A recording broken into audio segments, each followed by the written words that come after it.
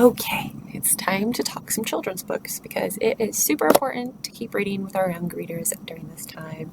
And it's just really fun to have that moment and have that time sharing books and everything. So, first I have for the really young, we've got our board books with our early literacy collection. We've got a Seek and Count concept book, so it's just kind of introducing the concept of counting using a simple hide and seek format. It's a fun and engaging way to learn those numbers and kind of work on that, but what's behind the flap?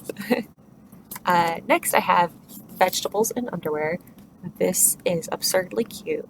Miss Judy and I had a good laugh about it the other day when we found that one.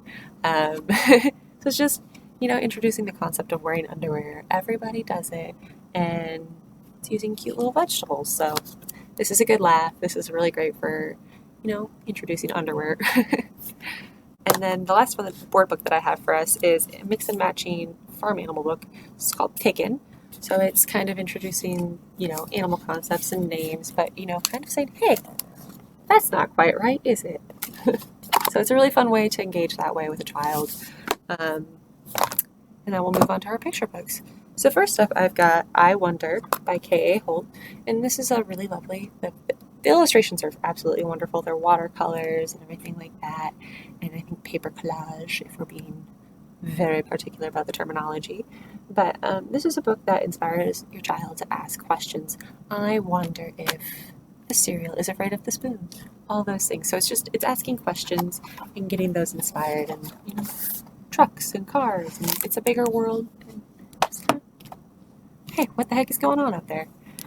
And following that scientific kind of wondering question, we've got experiment number 256 by Marty Kelly. And this is a story of Ian, a little science. He is a budding scientist. He is making experiments, and he decides that for experiment number 256, he is going to build a jetpack for his dog Wilbur. And it is a process of him. He built the jetpack and he realized he's got some spare parts, and by gosh, I think those spare parts were the brakes.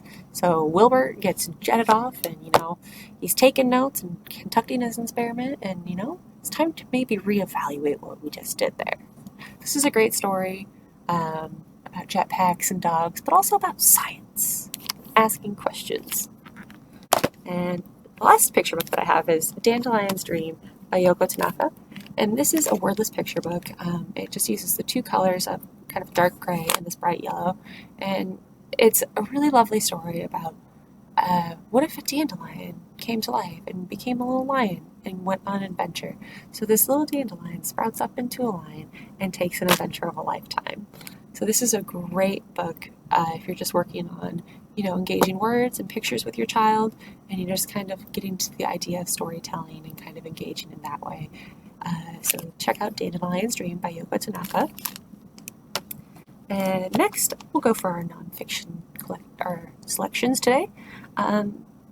Since we're all, spending more time at home still, we have Collage, Arty Crafty. So this is a great arts and crafts book to work with children with. It's got a lot of ideas, and it's got step-by-step instructions, so it's a great way to spend some time working with your hands, having fun, all of that. So it's part of our nonfiction collection. And next I have more of an informative one called Migration, Incredible Animal Journeys. So this is a nonfiction book about the migrations that various different animals take. And what I really like about this book is, whilst it's informative, it's got amazing illustrations. So it's not necessarily a photographic book, but it's got beautiful pictures to illustrate the concepts of animal migrations. And our last two books we've got today are some chapter books. And first up, we've got The Princess in Black by Shannon Hale. It's the latest in the Princess in Black series called Bath Time Battle. Our princess heroine, she's a superhero by night, or in her spare time, I should say, between her princess sleep duties. So this time she's battling an awful stink, and each time she and her good friend try and get rid of that stink, by gosh, it moves somewhere else. So it takes her banding together with all her other superhero friends, trying to attack that stink and get rid of it. So that's just a really fun story. It's got princesses, it's got superheroes, it's got everything. And next, and also last, I've got A Tale by Adam Gidlitz. He's one of my personal favorites. It's everything I've read by him has made me laugh out loud, and this one is no exception. This is called In a Glass Grimly. It's a companion novel to a series that he's writing. So they're all standalones and they're all very funny and all worth a read. They're all retellings of the classic Grimm's Brothers fairy tales, so they're a little bit dark, but there's nothing that a young reader can't handle. It's a fun and engaging way to look at fairy tales, and sometimes they don't necessarily have these bright, sparkly endings, but there's sometimes that are a little bit dark and scary in there. So it's a great way to engage with fairy tales in a new way, and it's also just fun. It's funny. The characters are fantastic. So check out this and In a Glass Grimly, or the rest of the series. There's A Tale Dark and Grim, and one more that the name is currently blanking on me. But check out anything by Adam Gidwitz. So that is it for our children's selection today.